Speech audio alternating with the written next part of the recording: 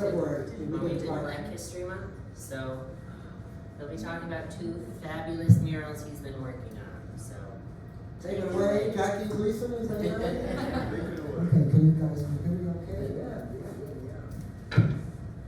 Okay, is it afternoon? Yes, it is. Okay. First of all, do I need to hold this, or does it You count? don't have to use it if you don't want to. Yeah. Your voice varies, pretty good. Okay, so I can leave it like this. Where does that go? No, that doesn't matter. No, Just leave it. you're good right there. Okay, good afternoon, everybody. Everybody knows me, and I'm beginning to know everybody here. I'm really thankful and grateful, my wife would say, that you've come to see my artwork. Some of you have seen some of my artwork at some other shows at Go Art, here at the previous show, back in 2019, when I donated 2 paintings, and then I did the Go Art, and then the Richmond, and the Haxton. I've done very well up here whenever I've had a show. I don't generally come into a show saying, well, I want to do this because I want to make some money. My interest at this stage of life is just to have my artwork looked at and appreciated, if that's all possible. And it's been working, so I've been sticking to that. All right, this presentation is quite a bit different because both of these murals were started or thought about, I believe the first things that I started sketching were in 2018. And both murals were done basically at the same time. The idea for crossing the Atlantic and chains and shackles came from an idea of a piece that I wrote about Martin Luther King. The beautiful windows mural came about near our, I live in Manhattan on the Upper West Side. There's a building that was built in 1913 that was called the Hamilton Theater. And it was the second theater house in Manhattan. And they didn't show movies. Well, they did, but it was silent movies, and they did vaudeville acts and comedy skits. But apparently it held 1,500 people, but apparently it was quite popular. But on the outside of the building, which was landmark, there was these huge columns, which looked like mermaids. And I said, good heavens, this is beautiful. I want to do a painting about this. But as I started thinking more about it, I said, well, I want to do more than a painting. I want to try to do a mural. How many people know the artist Juan Miro, Spanish artist? Very, very famous. He's very famous for doing murals. And Mary Tyler introduced me to him, I think in, 9th grade, and I fell in love with him. So when I got these ideas of doing the murals, I connected it with Juan Miro. So, what I decided to do, this is the second mural, by the way. I decided to do them, these are all separate panels, much like this, all right? This particular work is much larger than it is on the screen. This is not done, this is only about 30% done. I'm going to continue working on it the rest of the year, and a presentation possibly be shown, wink, wink, a year from now. Maybe we can do it a year. But this is not done. I just finished up to this point. When did I leave? Thursday? I think I was working on Wednesday afternoon. But I got it together. The photography was done behind my building. I live in a building on the upper side of Manhattan. That's why you may see some garbage bags over there. This is in the rear of the building. You can see some of the trees here on the side. All right, what is this work about? That's a good question. Originally, the work itself were going to be primarily windows. That's all it was going to be. But as I thought into it, I said, wait a minute. I like architecture, but I want to do something else. And then one day, I started doing this. And this is very similar to the style of mural. The more I thought about it, I said, but geez, this work is not going to be about windows. It is going to be about windows, but the thought behind it is I look at the sky as a beautiful blue woman. And then I started connecting that. I said, wait a minute, I'm going to use, by the way, these two panels here, this one and this one, open up. And that's where I'm going to focus on doing the windows. I think I have a small picture here that you may be able to see the mermaid. I don't think, yeah, here we go. I have dozens and dozens and dozens. These are the mermaids that I was talking about, but these are huge. They're probably, if you'd see them, they would go from the floor maybe to the top here. But they're all across the front of the building. And this is what I was going to do. The theme was going to be this. But as I got more into it, I said, no, I wanted to use more of my art skills. So I'm going to reserve this panel here, which opens, and this panel opens. But these here on the front are actually going to be window sculptures.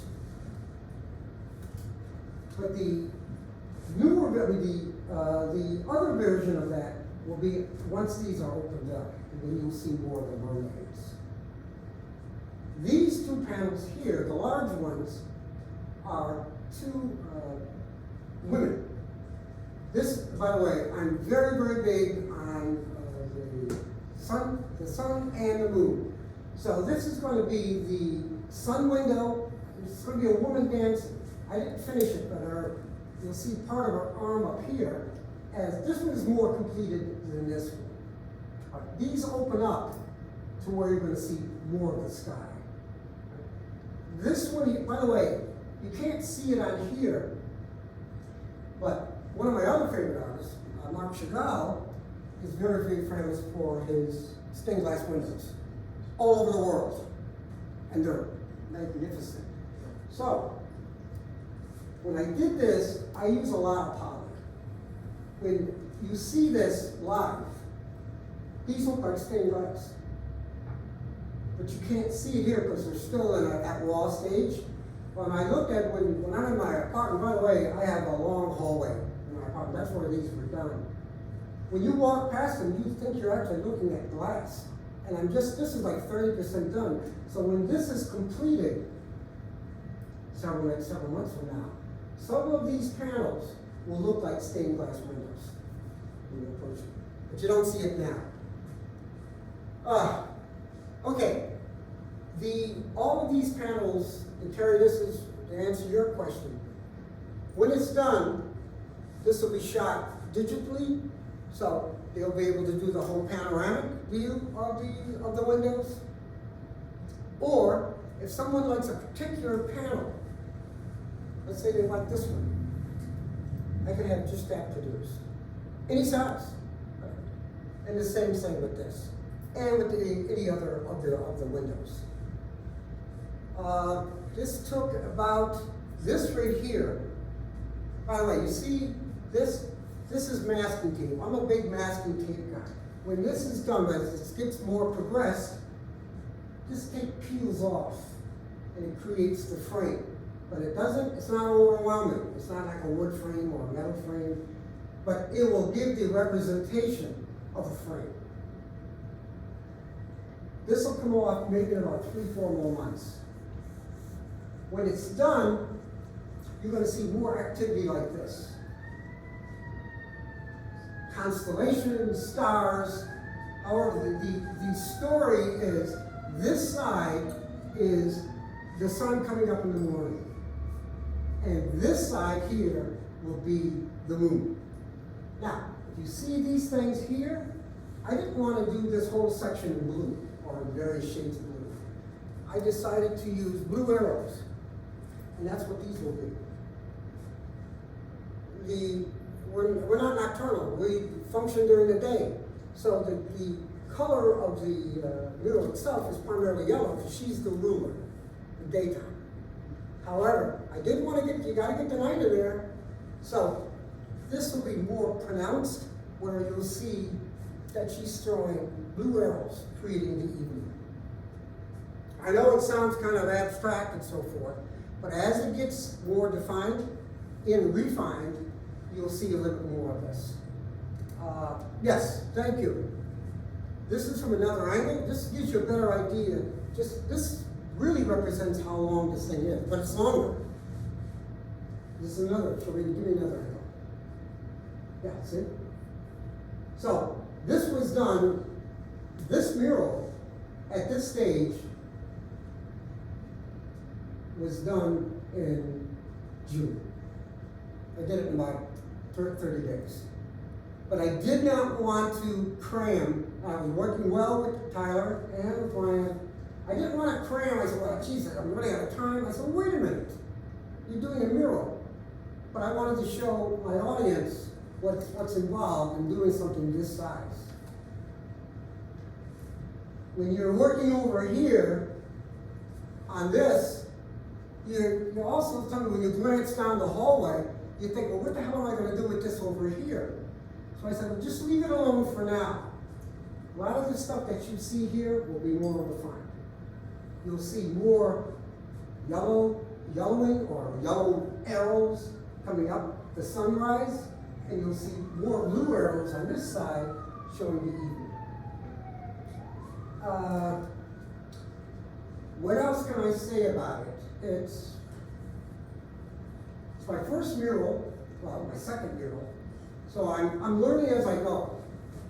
So if you see things, yeah, thank you. As a matter of fact, you can see a little bit more. This one you can't see too well, or over here. But if you see this here, the graduations, that I didn't want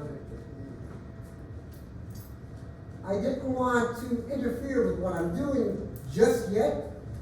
But when it's done, it'll look like stained glass window. And I'm very happy.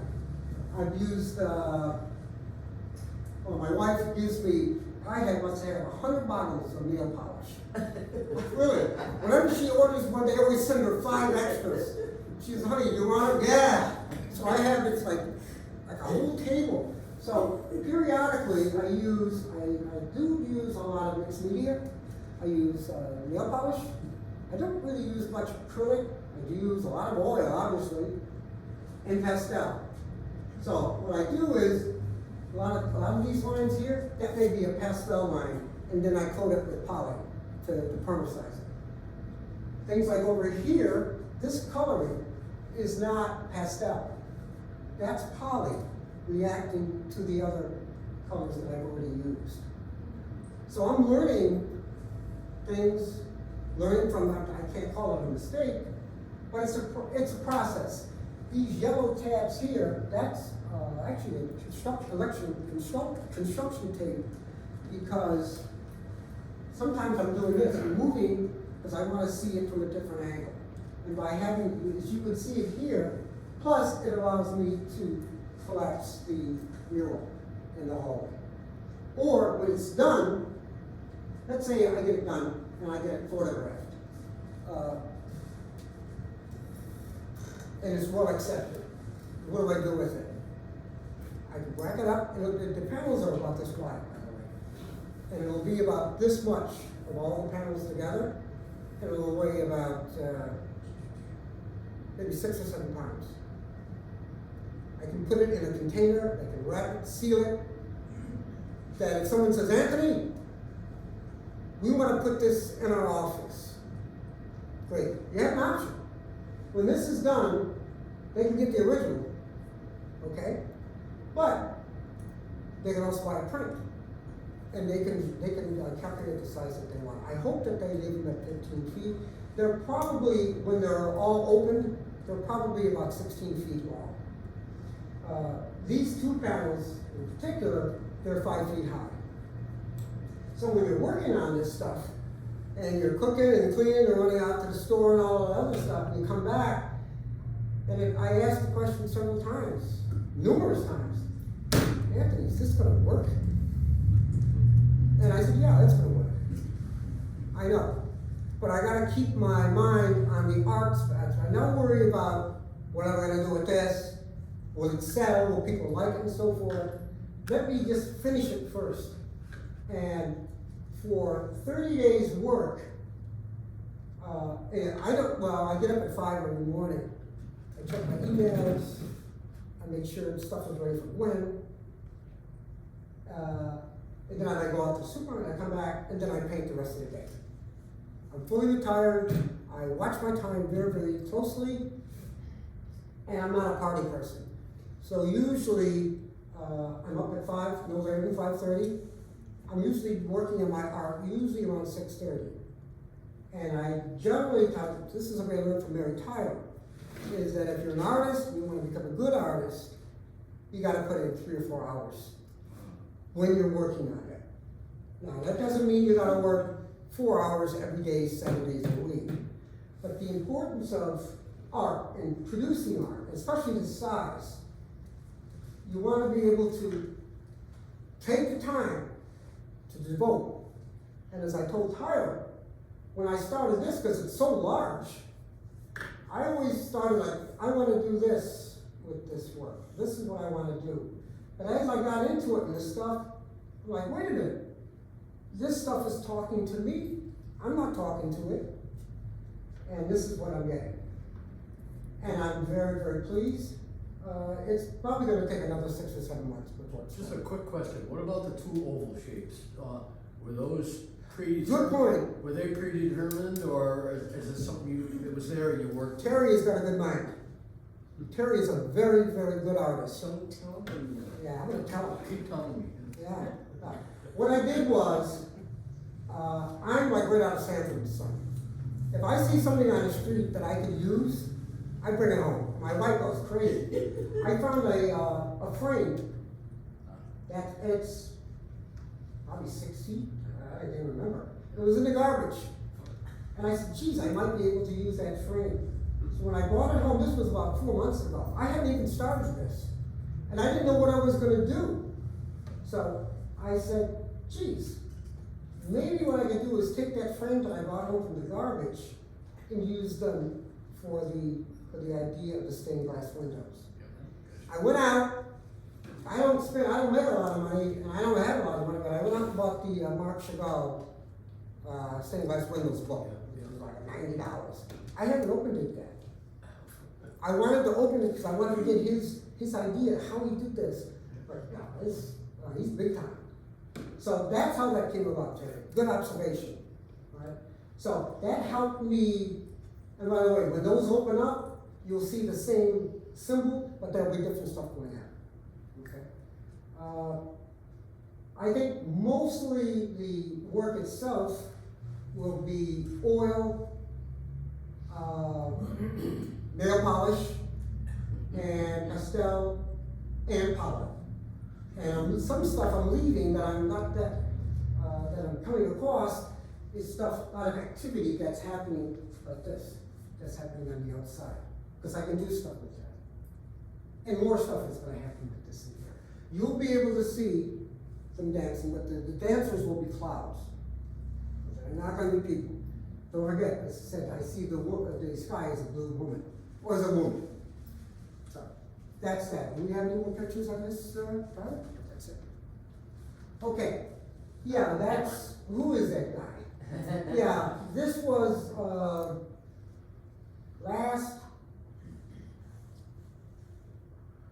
last Wednesday morning, and I was desperate because my assistant, he works in my building, but he's actually my studio assistant. He does all my photography. He's wonderful. I said, Wilbur, I gotta get this stuff up to Tyler. You know, I'm going there Thursday. And he said, Mr. Terrell, we gotta do it now. I'm like, ugh. So we brought all this stuff down the stairs, and we set it up, and I said, let's go with it. And we got it up to you, right, Tyler? Yeah. I was worried, but then I said to myself, don't worry. I mean, you've been doing this for 60 years. Send up what they got and see what they say. It's unfinished. It's only 30% done, so there's a lot more to come. Okay? Does it? Yes. Anthony, Yes. I know you said you live in an apartment building, but how high up, I mean, stair-wise, did you carry all that down the stairs? We have 2 hours. I didn't know, because the painting that we have of yours is your the stairwell. But I can't Oh, yeah, that's the Yeah, one that I you bought. can't- The one yeah. that you bought. And I can't tell how many. Oh, I'm gonna tell you, how's that? I'm gonna spill my guts and tell you. We live in a 10-story landmark building. It was built in 1931. It's in 2 towers. There's a central tower from the rear apartments and 2 towers. It's all one unit, of course. One side, we live right on the corner of Congress Avenue, so we look down into Harlem. We're at the top of a hill. It's 10 floors. These are original size apartments. And it's a co-op. And we bought into the co-op, so we own our apartment. But the apartments are very, very large. You couldn't probably buy an apartment like this in New York now. It's, trust me, it's unbelievable. So but the foam is light. So to answer the question, did you do this? Okay. What we did was, those before, there's like 4 sections or 6 sections that we consolidated, put them on, we had 2 elevators. We had a passenger and we had a freight elevator. Yeah. We took them down and we did that. It looks like it would be heavy. They look like. Yeah, right. They look like storage containers that you would Yeah. find. Yeah, which is so nice, they're very, very light. So it really helps me a lot, because where am I gonna put all this stuff? Right. You know, I can't put it on a shelf. So when I went into this project of the 2 murals, I said, well, okay, you can do these, you're gonna attempt to do them, but Anthony, think about how you're gonna put this stuff, where's it gonna dry? Where you're gonna put it, this is your hallway to get into your apartment. How are you gonna get by with the shopping cart and laundry and all that other stuff? But as you see, we did it. And my man Wilmer is from Honduras. Wilmer Medadiega. He said, Mr. Terrell, and his famous words are, we're gonna make it work. Whatever you need, we're gonna make it work. And we made it work. I hope to show you, Tyler, I will make sure you get the finished product, whenever that is. But the way things are moving, these should be done, I would say, probably by October. Because I have other things going on, other art pieces. So, that's that. That's the beautiful windows. This is a little bit different. By the way, this goes back to 2018 too. Crossing the Atlantic in chains and shackles. Obviously, it's bringing the Africans over on ships, many times in chains and shackles.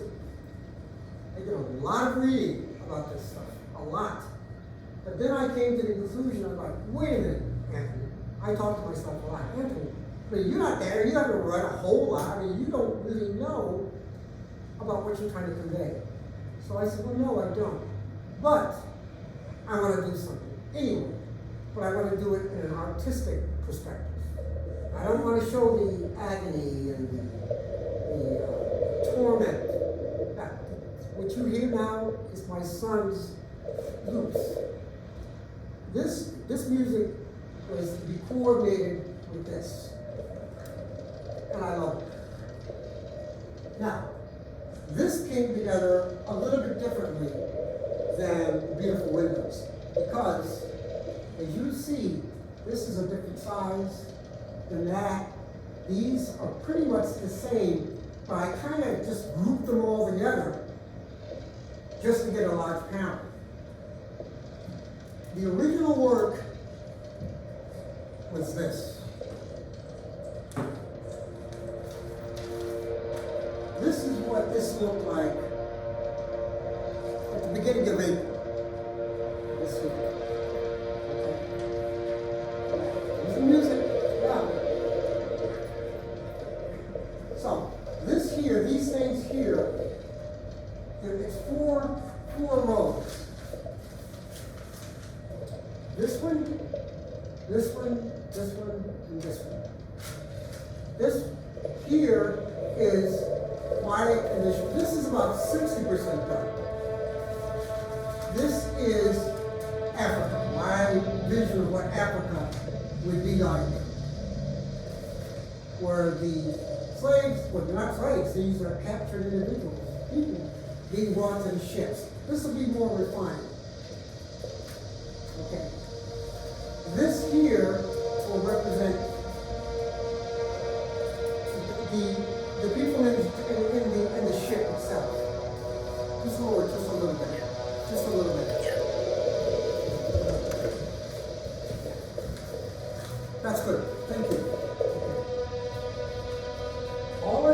here is going to represent the trip across the Atlantic. When you get over here to this side, this is where, it doesn't show up too clearly on this, but this is where the slaves, the captured Africans, will be dumped in South Carolina, Georgia. It was all along the eastern seacoast primarily, long before, well, it was Cuba, Jamaica, and then the eastern seacoast of the United States. So this is these are the Africans coming to the colonies. These here will be, it's a tragedy. Many of the people died from dehydration. I was a marathon, so I know a lot about dehydration. The sun beats down on you, I don't know how people survived 2 months, that kind of heat. And by the way, people were packed like sardines. And this was on a cruise ship. So it was really, really terrible. So, the activity here, obviously it looks abstract, but this will be, and here, once you see the original, this is on like a flat screen, you will see the change. You can see it here. Right? And these are the bodies. Some of the people who were sick or who were arrogant were literally just tossed off into the ocean. And the nutrition rate was probably about 10 or 15%. So when they got here, they were very hungry, very, very tired, but the horror was when they came here. The ship was just a transporter. All right, so it's a big, big, big story to tell. So as I was doing this, I said, I don't know enough to depict this, but I want to do something anyway. But I want to do it artistically, and this is what I'm doing. These are different sections of it, so you'll see it's a little refined. I'm getting more into the sky, the clouds, showing the turbulence and so forth. Yeah, you can see a little bit more of the, by the way, this panel, as an artist, you learned, and Terry, I know you know about rubbing and superimposing and so forth. What I did was, when I did that section, which is this one here, it's aluminum foil. So what I did was, I made it a sheet of 8.5 by 11. I had a pretty good copy of it. And I started experimenting. So I would take a piece of aluminum foil about this size, and just crump it up, and I would lay it down on my copier. And I would do this, just moving it, each one. And I had about 20, but this here, what you see in this, is me just moving it on the screen, just like this. Because I don't want it to be jagged. And when I started using different color, like from this, I use a little bit of pastel. You spray the pastel, and you spray the poly on it. The poly sinks into the foam and then spreads and then affects other areas. So this is why you'll see more detail in this now that I've added color. And as I start to get more into it, you'll start to see it more, because the poly brings out the richness in the color. And it protects it, because I'm using multimeter, oil, pastel, and nail polish. You want it to be protected, but you also want the color to be somewhat consistent, and you want it to be able to, you want it to look rich without possible. This particular, I like that. Some of this section here, and this is just pieces of cardboard. These are some of the bodies that have been thrown off. And it was a lot. It was not a good trip. All right, some of this stuff came, you don't get it like, well, I'm gonna do this row, and this row, and this row, and this row, and this row. But that's not how it works as an artist. A lot of times you don't know what you want. You know you want something, but you don't know what you want.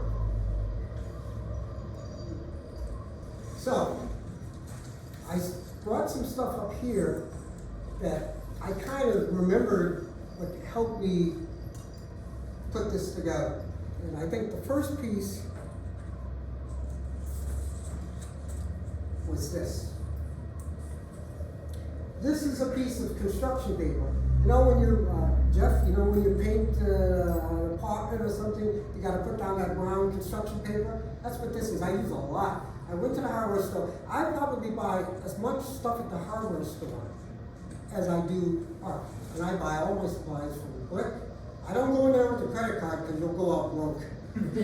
No, so, you know, as an artist, I'm retired. I mean, I don't have a whole lot of money. So when you go in, you say, I need to do this, this, and this to do this section.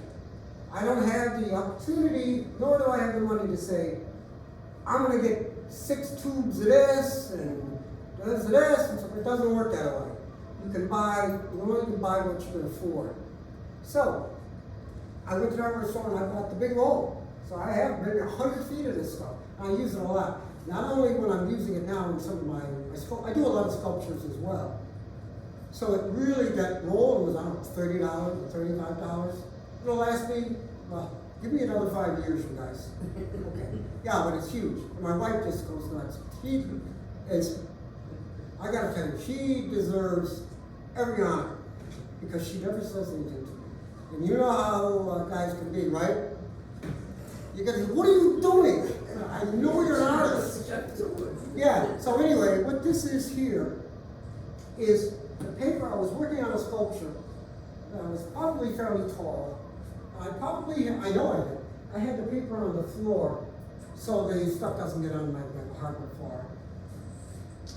And I finished the sculpture, and I said, well, let me take this paper up before Gwen gets in here. So I'm looking at it and said, wait a minute, that looks like a ship. That looks like a ship. I hadn't even started this. Yeah. Don't forget, this is long before this. I said, well, wait a minute. See the tape, the masking tape? I must have 500 rolls of masking tape, all different widths. So I said, wait a minute. Here's the water. Here's the ship. Here's the clouds. Here's the sky. You gotta keep that. And I did. I took it out. This is 2018. I rolled it up, because by the way, this is a lot of glue and paint and stuff. So I rolled it up and put it on my shelf. I do have, we kind of use, my wife took over my daughter's room because she's got her own computer in her library. So the master bedroom is where I have kind of a lot of this stuff stacked for the time being. So I put it on the shelf and forgot about it. But when it came time in 2018 to start the work, I pulled this out. I said, I think I can use this. And I did. And that's where some of you don't see exactly this, but this is how it starts. You know, I don't look like this, but I look for the little stuff. I look for little things like this, and this. That's what I'm looking at. I know what I want, but it's the other things that, what is this over here? Yeah. And that helped me. I said, well, this is where the bottom of the ship will be. And this is where, by the way, where the Africans were put. They were always in the bottom of the ship, the worst spot. And by the way, this is where they had the food, the grain, the water, you know, all the necessary things to survive. Water to cross the Atlantic. But when you have food and grain and stuff like that, you're going to have sea rats. And so it was a horrible experience for these individuals that are at the bottom of the ship. Like sardines, yeah, with rats crawling. But the horror doesn't start there, is when they land. That's when they were, you know, put on blocks and sold. Anthony, Yes. it's interesting, you're telling a story with the mural. Yes. Right? But you're starting at the opposite end. You know, when you read a book, you start over here and you read this way. Yeah. Here you're talking about, here's where they're starting, but they're at this end and they're working this way. Yeah. Which is sort of an interesting dichotomy. Terry's very sharp. Yeah, but it's. Yeah, yeah. But that's Yeah, you see? But that's how, by the way, that came up, you know, what you just said? That point came up when I was doing the, Windows? no, when I did the work, the triptych on my wife, Lady Gwendolyn, remember? Okay, okay. And I pointed out to you too, Rayanne, because you were talking about it.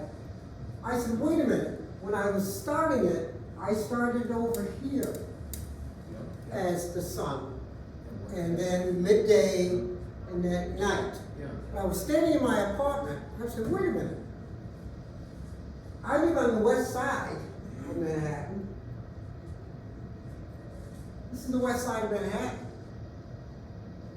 This is where the sun comes out. So I had to revert, and I didn't realize it. So the point you made is well taken. Yeah, so this is Africa, or my idea of it, or my artistically. So yeah, so it is this. It is the rulers. There. Very sharp, very sharp. Okay, that was that one. I only bought a couple pieces. Yeah, this was more current.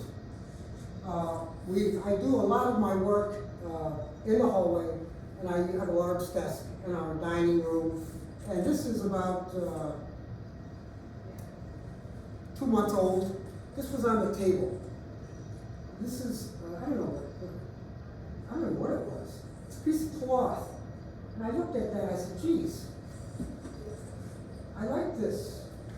And I like this. I like the current. By the way, I hadn't even looked at any pictures of the Atlantic Ocean at that point.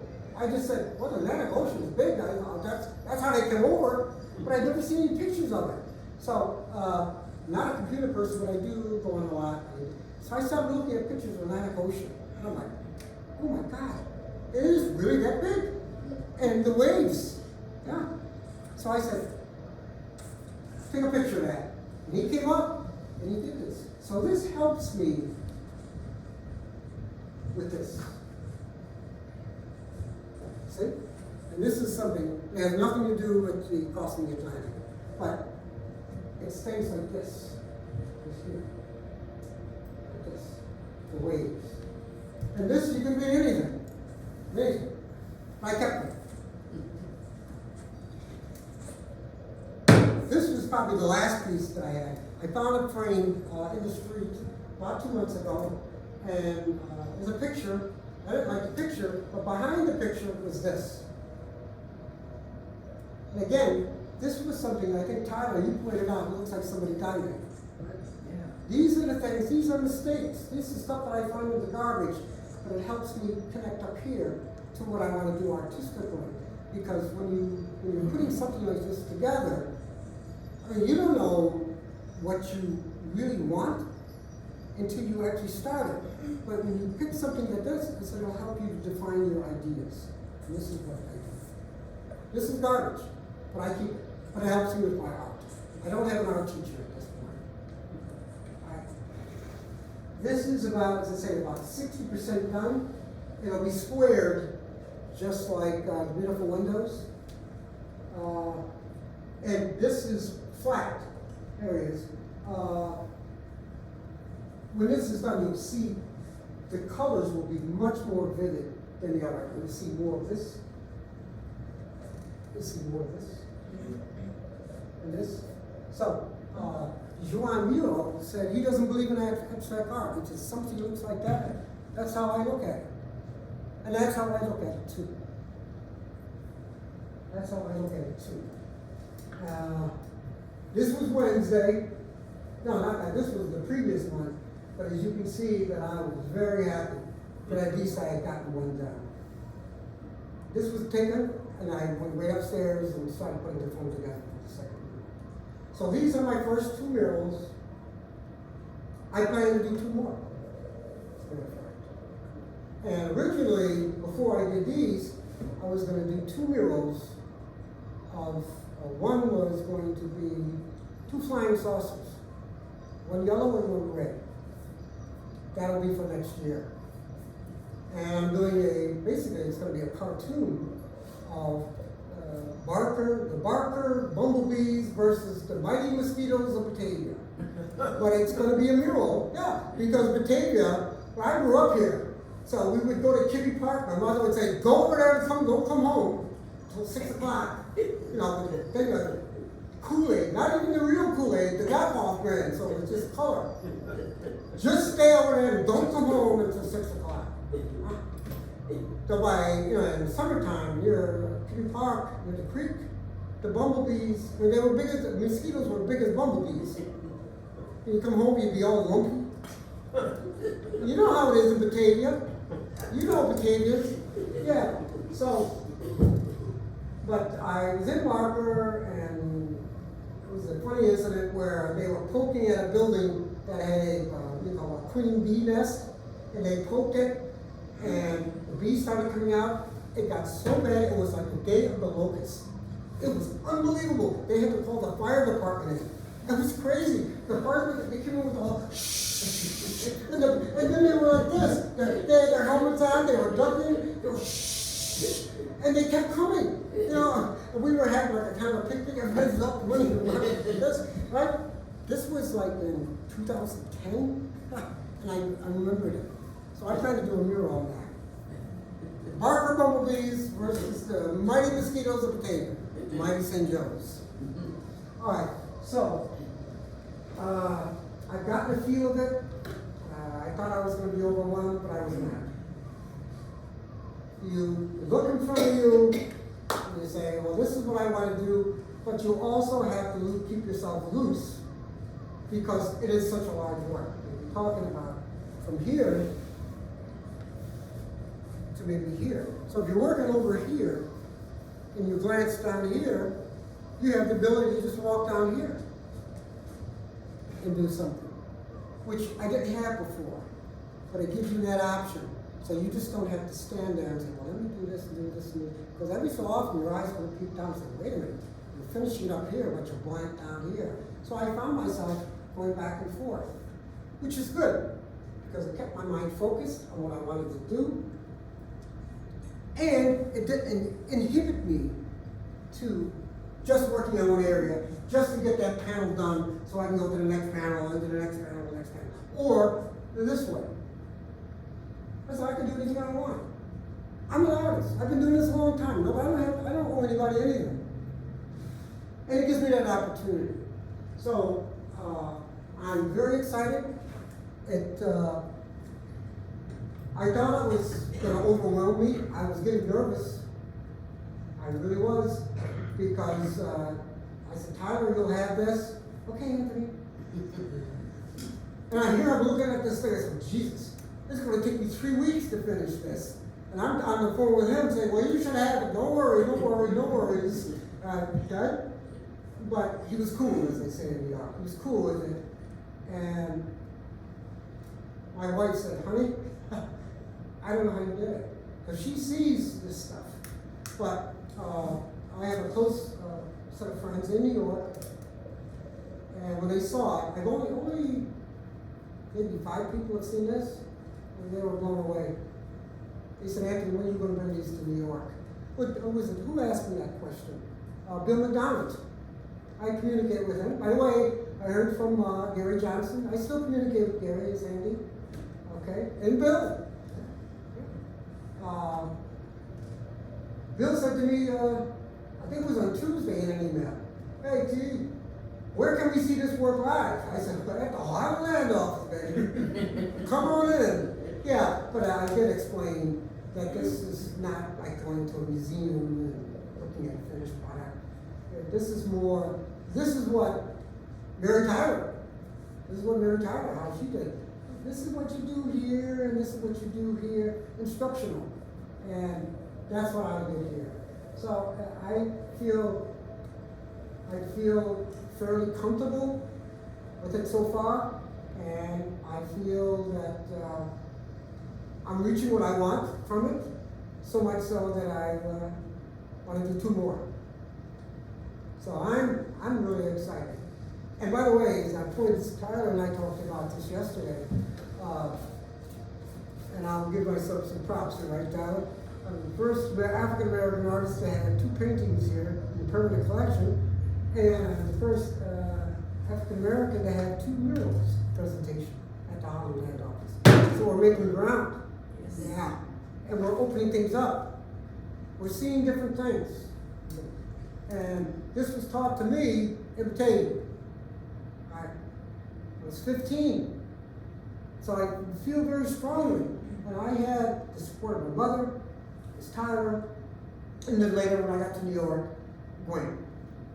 Those three women, I guess that's where I'm connecting with the sky. When I look up, hey, there you are. Yeah, but I'm a big supporter of women. I'd like to see Tyler with an unbelievable show.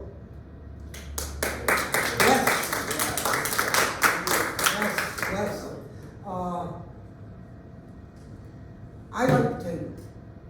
I know a lot of people will knock it because it's conservative, it's this, it's that, it's loose, it's blah, blah, boop, boop, boop, bop. You know, look, I don't care. I can't change that. But what I can do is I can do artwork and engage with people to say, yeah, I heard Tommy's son is pretty good art. You should pay attention to that because that's the stuff he needs. He doesn't need all the oils and the finest Moonbacher paintbrushes and canvases. Terrell, you asked me about Terrell, he's on the phone and so forth. You know, I used to always, first like, I gotta buy canvas. Well, you don't necessarily have to do that. You can do the same thing on pastel. So, if you open your eyes and you open up your head, different things happen. But the critical thing is, different things begins to happen with your heart once you do it. And you define yourself as you grow. Yeah, I don't want to be doing what I was doing 20 years ago. But as I said earlier, I have work. When I was in the Army in 1969, Jeff, I was the only one drafted because my parents didn't have the money to send me to school. Everybody got a deferment and I went. But I'm glad I went because I got to see the world. I got out of Batavia and I matured by seeing guys go to Vietnam and come back and so forth. But aside from that part of it, it's very, very important to support the youth because they bring in an openness to the subject that you're talking about, in this case art, or whatever the subject matter is. And it's helpful to bring change in communities. And this is why I like to be Batavia. Don't forget, when I was here, I was growing up with only 3 black families. Only 3. But we were liked. But we didn't know about the trauma in Newark and Buffalo and Rochester Fight Square and Watts and all that. We didn't know about that. We saw it. But when I went into the Army, I saw some very ugly things, but that made me more mature. So when I came home, and this is what I told Tyler today, I left New York, and I left Batavia on January 10th, 1972, when I was 22. Dumb as paint, with an afro. Okay? I went to New York, and I got through it. But I like bringing that experience back here to Batavia. I like coming home. I consider Batavia my home, even though I have a co-op in New York. And whenever I think about my artwork, I think about, let me call Tyler and Ryan. Gregory Howard came to my apartment. He walked in, came down, brought his paint. I'm bringing some of my paintings down. Hey, Ryan. He came into the apartment. I had a lot of artwork up. And I had sculptures. I have a sculpture in my living room that's 9 feet tall. And he was,